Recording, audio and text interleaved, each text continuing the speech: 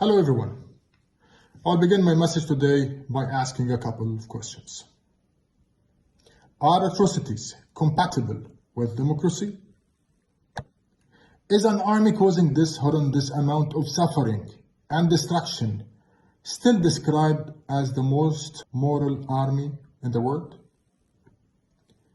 If every nation has the right to self-defense, are Palestinians included in this and have the right to self-defense?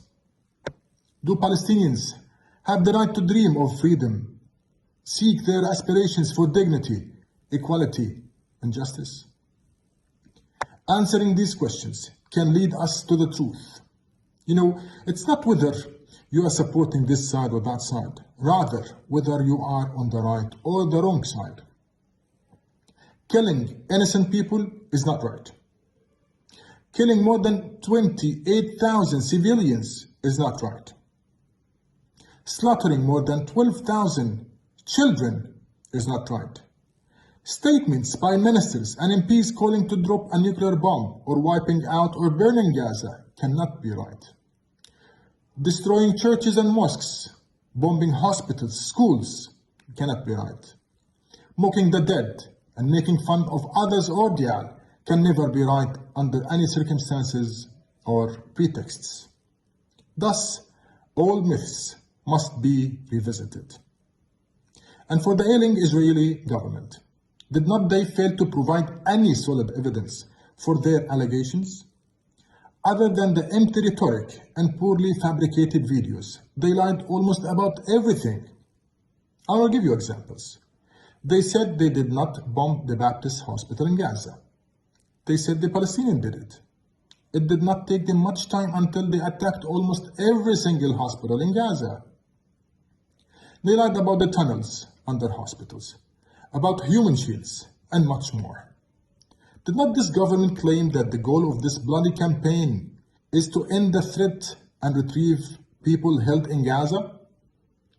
Then how come they killed more than 350 Palestinians in the West Bank and Jerusalem? They abducted also more than 8,000 Palestinians in the West Bank and East Jerusalem since October 7th. A government that challenges the whole world and says clearly that it rejects the two-state solution. Would it be kind enough to inform us what is it proposing instead? An apartheid regime on historical Palestine or eliminating the indigenous Palestinian population? To this date, there are some people who are still unable to comprehend that the struggle is against occupation regardless of its name. Whoever occupies the land, whoever puts people in such misery is the one who should be held accountable. The background of the perpetrator cannot give him impunity. Occupation is occupation, and a crime is a crime, regardless of the background, religion, or ethnicity. For some media platforms, these matters are like taboos. They cannot talk about it.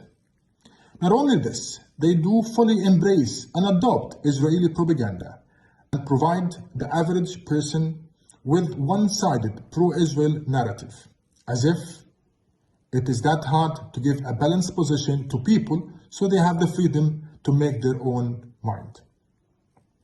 Not surprisingly, our recent intake and statement on the necessity to seek justice at the ICJ and the baseless Israeli misconception of self-defense were intentionally disregarded.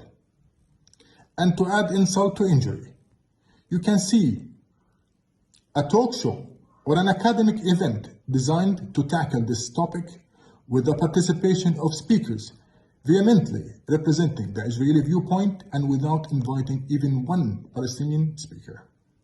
This is an insult to people's intelligence and a farcical play to please a specific party. Other platforms tend to distort our content using extraneous headlines and irrelevant details. So let me be clear. Assassinating people who receive treatment in a hospital is a crime.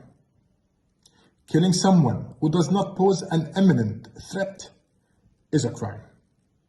We do understand that such platforms decided to fully boycott the Palestinian content, but trust me, more and more people do see the truth now through alternative platforms. Look around you.